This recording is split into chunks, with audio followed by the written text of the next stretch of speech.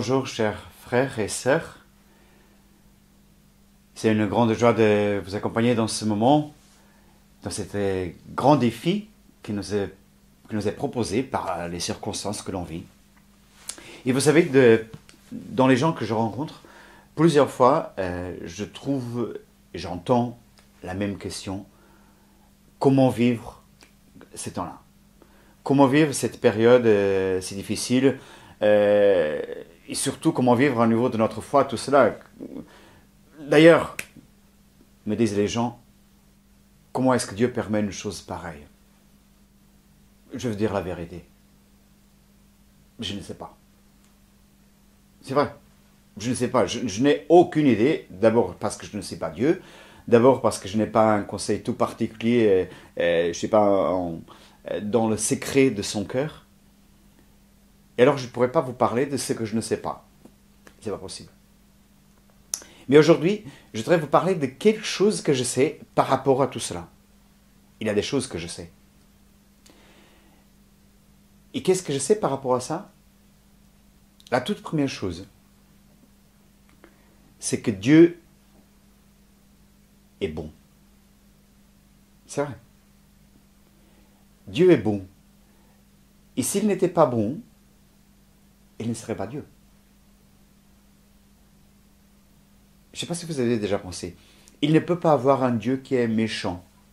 Parce que ça lui manquerait une perfection d'amour, de bien, alors il ne serait pas Dieu.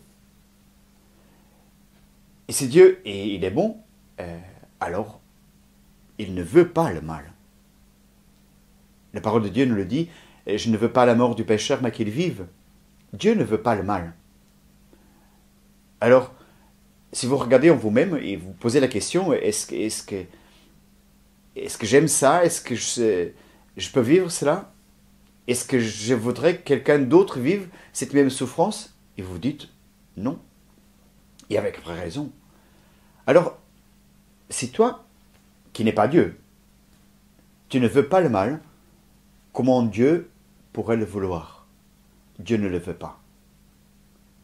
Mais après, c'est mais alors, mais comment le vivre? Comment le porter? Et là, la question, elle nous amène à aller plus profondément. C'est-à-dire rentrer dans la connaissance de Dieu, dans la compréhension de ce que Dieu nous a dit. Aujourd'hui, la parole de Dieu nous parle sur ce premier commandement. Un scribe demande à Jésus quel est le plus grand des commandements. Et Jésus leur dit, écoute Israël, le Seigneur notre Dieu est l'unique Seigneur. Tu aimeras le Seigneur ton Dieu de tout ton cœur, de toute ton âme, de tout ton esprit, de toutes tes forces. Et tu aimeras ton prochain comme toi-même. Et voyez, ce qui est très intéressant, c'est que ces commandements, ils commencent par écoute. Écoute. Et après, dire, mais écoute quoi? Écoute quoi? Et voyez, c'est très intéressant que dans cette période que nous vivons, il nous faut mettre à l'écoute de ce que Dieu nous dit dans le présent, mais ce qu'il nous a déjà révélé, ce qu'il nous a déjà dit. Et pour ça, je voudrais vous lire un verset, ou quelques versets de la Bible, dans la parole de Dieu, dans la lettre aux Romains, le chapitre 8.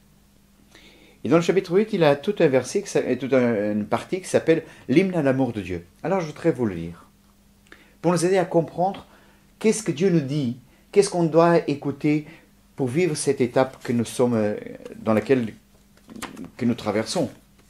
Alors, il nous a dit le suivant. Que dire de plus? Si Dieu est pour nous, qui sera contre nous?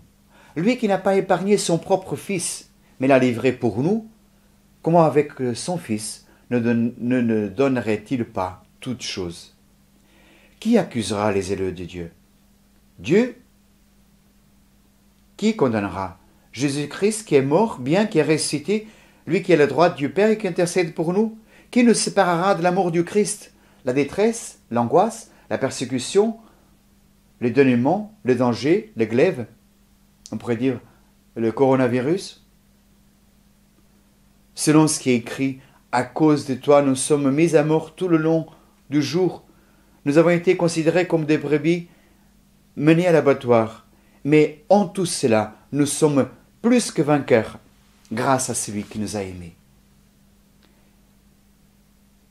Or, j'ai donc l'assurance que ni la mort, ni la vie, ni le présent, ni l'avenir, ni les puissances, ni les forces d'en haut, ni celles des profondeurs, ni aucune autre créature ne pourra nous séparer de l'amour de Dieu manifesté en Jésus-Christ, notre Seigneur. Écoute, écoute Israël, écoute toi qui écoutes cette vidéo, ce que Dieu dit de toi, ce que Dieu dit pour toi aujourd'hui. Et c'est là la force, le cœur de ce qui pourra t'aider à tenir. De trouver auprès de lui le réconfort et la certitude que rien ne peut te séparer de l'amour de Dieu. Pourquoi? Parce qu'il t'a aimé, parce qu'il m'a aimé, parce qu'il nous aime, au point de se livrer pour chacun de nous. Alors, très chers frères et sœurs, en ce jour, je voudrais vous inviter. Replonge-toi dans ce que Dieu a dit de toi, dans ce que Dieu t'a donné comme promesse pour vivre de cet amour. Et je voudrais t'inviter à prier un instant. Seigneur, elles sont grandes les contrariétés, les épreuves que nous vivons en ce moment. Tant de choses lourdes, tant de peurs nous assaillent. Seigneur, je veux te dire que j'ai confiance en toi. Je sais que aucune chose ne peut me séparer de ton amour. Et je veux me redire cet amour dans ma vie.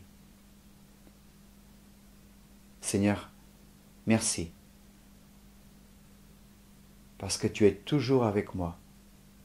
Et qu'en chaque circonstance, ta grâce et ton amour me donnent d'aller plus loin, d'avancer, d'aimer toujours.